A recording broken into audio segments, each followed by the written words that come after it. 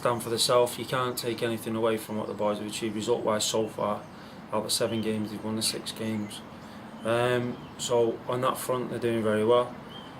We've also been playing reasonably well, and we're quite happy. But we always ask more. We always want more, and it's about us not having the byproducts of winning the trophies. That's a great incentive as well amongst it, but it's about us producing the players at 18 to be as close to that first team door and in that first team dressing room as possible. So it's a pat on the back on one front, but it's a must do better as well from us as a club, because we've got to get them as close to that point as we can.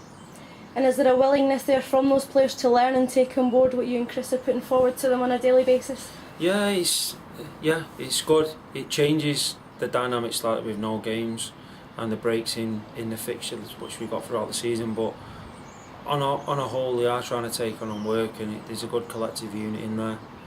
A lot of them are receptive to what we're trying to do, which is important because we've got to try and get a lot in a short period of time.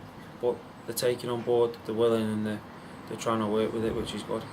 You mentioned there about a break in fixtures, and we've got a couple of weeks now where there's no competitive fixtures. Does it change sort of behind the scenes and how the sort of workings that goes on over those 2 weeks? Yeah, it changes the dynamic slightly in terms of having that immediate focus of having the games. You have that break, so we're always working off a plan of 2 weeks, a month, and we know where we're at. But so we've been fortunate enough to drop a couple of fixtures in, a couple of friendlies at Derby County and another 17s at Man City.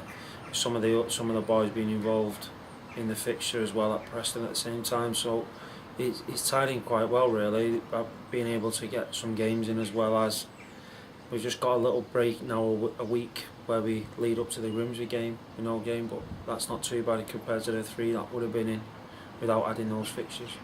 And is it important to sort of keep that momentum going, keep them ticking over ahead of a cup game?